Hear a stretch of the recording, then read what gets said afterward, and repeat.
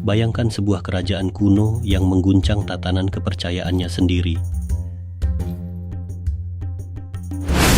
Di tengah keheningan gurun, muncul seorang ratu yang bukan hanya cantik jelita, tapi juga begitu berkuasa hingga diduga menyamar menjadi seorang Firaun laki-laki.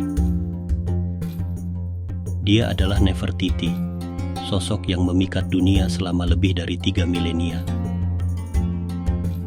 Tapi siapa dia sebenarnya?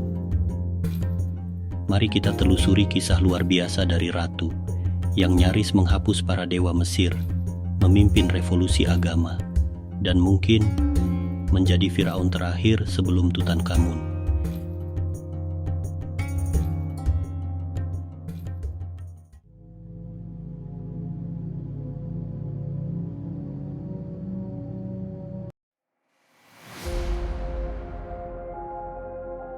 Diperkirakan lahir sekitar tahun 1370 SM, asal-usul Nefertiti hingga kini masih diselimuti teka-teki. Salah satu teori menyebutkan bahwa ia adalah putri dari Ai, seorang penasihat tinggi yang kelak menjadi Firaun setelah Tutankhamun wafat. Namun, tidak ada bukti jelas yang menyatakan Ai maupun istrinya, Tei, sebagai orang tua kandungnya. Tei hanya disebut sebagai pengasuh Sang Ratu Agung, sebuah gelar yang aneh jika memang dia adalah ibu kandung. Ada pula dugaan bahwa Nefertiti adalah anak Amenhotep III, menjadikannya saudari penuh Akhenaten. Tapi sekali lagi, tak satu pun gelarnya cocok dengan gelar khas anak Firaun.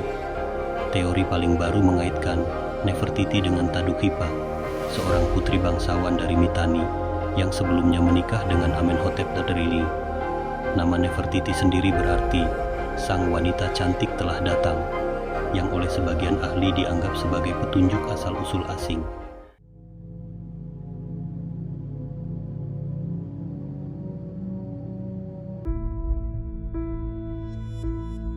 Nefertiti menikahi Pangeran Amenhotep IV di usia sekitar 15 tahun, jauh sebelum ia naik takhta dan mengganti namanya menjadi Akhenaten.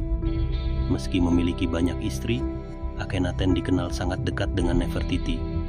Mereka memiliki 6 putri, Meritaten, Meketaten, Ankhesenamun, Nefer-Neferuaten Tasherit, Nefer-Neferure, dan Setepenre. Gelar-gelar yang disandang Nefertiti menunjukkan pengaruh dan kekuasaannya. Putri pewaris, istri Raja Agung, wanita dari 2 tanah, hingga imam tertinggi Aten.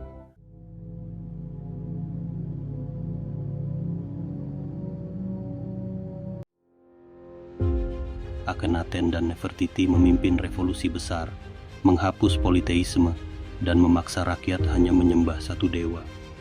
Aten, yang digambarkan sebagai cakram matahari dengan tangan-tangan di ujung sinarnya.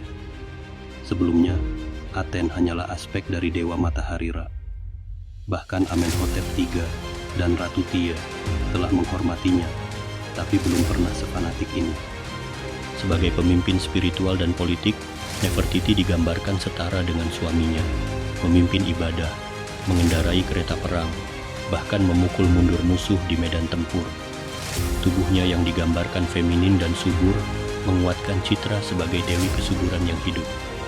Ia bahkan menciptakan mahkotanya sendiri, tinggi dan rata di atas, mungkin sebagai versi perempuan dari Khepres, mahkota perang Firaun. Pada tahun ke-9 pemerintahan mereka, Akhenaten dan Nefertiti menyatakan bahwa Aten adalah satu-satunya Tuhan yang sah, dan mereka berdua adalah utusan tunggalnya di bumi.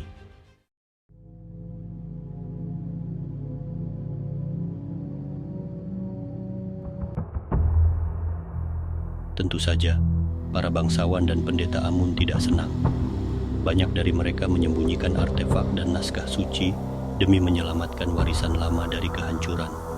Akhenaten bahkan mendeklarasikan dirinya dan Nefertiti sebagai dewa yang harus disembah layaknya Aten itu sendiri. Setelah Akhenaten wafat, Nefertiti diduga naik takhta sebagai satu-satunya Firaun. Ia mengganti namanya menjadi Nefer-Neferuaten. Indah adalah keindahan Aten. Beberapa sejarawan meyakini ia juga menggunakan nama laki-laki, Smenkhkare.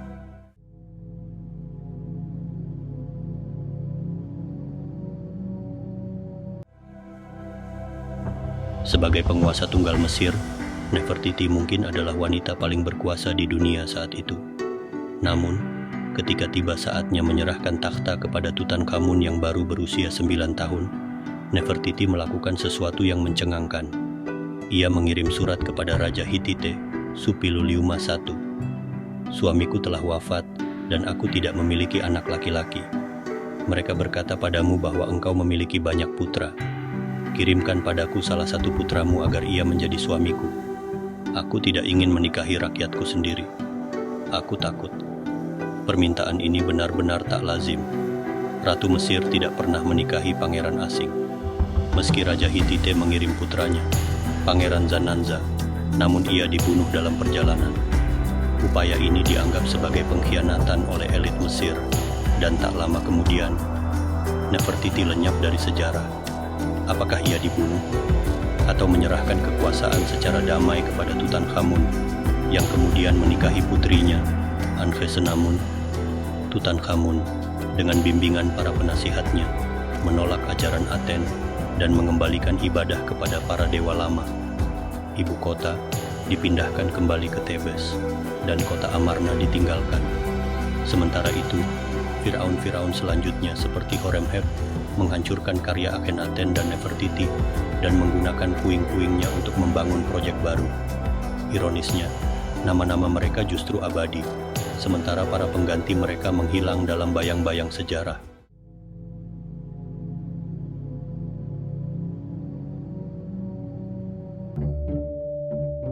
Tahun 1912, tim arkeolog Jerman yang dipimpin Ludwig Borchardt menemukan patung dada Nefertiti yang terkenal di sebuah bengkel pematung kerajaan di Amarna. Dipamerkan di Berlin pada tahun 1920, patung ini segera menyedot perhatian dunia. Hitler bahkan menganggapnya sebagai mahakarya yang tak tergantikan. Ketika salah satu bawahannya, Hermann Göring, berniat mengembalikannya ke Mesir sebagai isyarat politik, Hitler menolak mentah-mentah. "Aku tidak akan pernah menyerahkan kepala sang ratu." Patung itu disembunyikan di tambang garam selama Perang Dunia Kedua, lalu ditemukan oleh tentara Amerika. Mesir sempat memohon pengembalian, tapi ditolak dan diminta bernegosiasi langsung dengan pemerintah Jerman. Hingga kini, patung Nefertiti masih dipajang di Neues Museum, Berlin. Makamnya sendiri masih menjadi misteri besar dunia arkeologi. Banyak yang percaya menemukan makam Nefertiti akan menjadi penemuan terbesar sejak Howard Carter membuka makam Tutankhamun tahun 1922. Melalui kecantikan yang luar biasa, pengaruh yang tak tertandingi, dan misteri yang belum terungkap, Nefertiti telah menjadi simbol keabadian.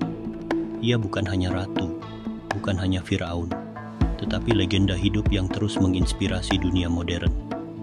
Apa menurut kalian? Apakah Nefertiti masih memiliki rahasia yang tersembunyi di bawah pasir Mesir? Tulis pendapat kalian di kolom komentar. Jangan lupa klik like, subscribe, dan aktifkan lonceng notifikasi agar tidak ketinggalan kisah-kisah sejarah luar biasa berikutnya. Terima kasih telah menonton.